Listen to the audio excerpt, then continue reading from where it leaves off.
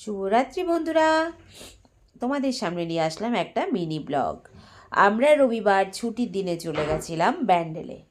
প্রথমে গেছিলাম কাঁচরাপাড়া, সেখান থেকে একটা কাজ ছেড়ে আমরা চলে গেছিলাম সপরিবারে ব্যান্ডেল।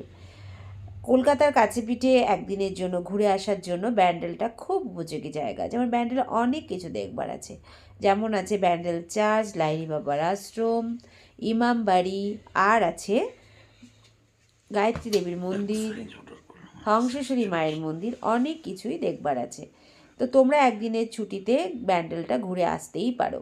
তো আমরা প্রথমে চলে গেছিলাম এই ব্যান্ডেল চার্চে। এই চার্চের গুরুত্বটা কি জানো? এই চার্চটা নাকি 400 বছরের পুরনো। এই চার্চটি তৈরি হয়েছিল 1599 সালে। এই চার্চটি তৈরি করেছিল পর্তুগিজরা।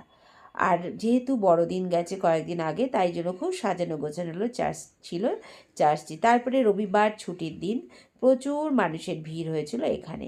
আর এই দেখো, এখানে কিছু যিশুর ক্রুশবিদ্ধ মূর্তি রয়েছে, মানে কিছু মূর্তি এখানে রয়েছে। আর কত লোকের ভিড় দেখেছো? প্রচুর লোকের ভিড় ছিল। আর এইখানটায় সাজানো হয়েছিল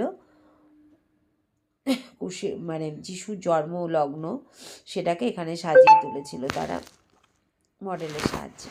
কত মানুষের ভিড় দেখো। আর বাচ্চারা কি মন দিয়ে দেখছে না? অবশ্য বাচ্চারা কেন, আমরাও খুব মন দিয়ে দেখছিলাম। ভালো লাগে দেখতে। আমার ছেলে বলছিল এই যে মডেলগুলো রয়েছে না, এদের নামগুলো আমি না ভুলে গেছি, এতটা আমার মনে থাকে না, তাই আমি তোমাদের সামনে বলতে পারলাম না। এই জায়গাটি দেখে আমরা গেছিলাম। এখানে ছিল একটা মিউজিয়াম। সেই মিউজিয়ামে আছে সেই পুরনো যুগের মাস্তুল। সেই মাস্তুলটার দেখতেও আমরা গেছি। এই যেখানে মাস্তুলের ইতিহাস রয়েছে।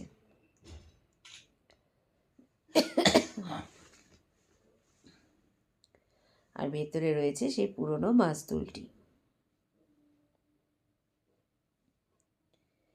এটা দেখে আমরা গেলাম চার্চের ভেতরটা। আর যেহেতু কয়েকদিন আগে বড়দিন গেছে বলে প্রচুর সাজানো গোছানো ছিল চার্চটি। আর দেয়ালে ছিল বিভিন্ন মানে যিশুর সম্বন্ধে বিভিন্ন ছবি এবং তার সেগুলো সম্বন্ধে লেখা। আর সামনেই ছিল একটা, ওই দেখো উপরে চার্চটা দেখা যাচ্ছে। আর এখানটা একটা যিশুর ক্রসবিদ্ধ মূর্তি ছিল।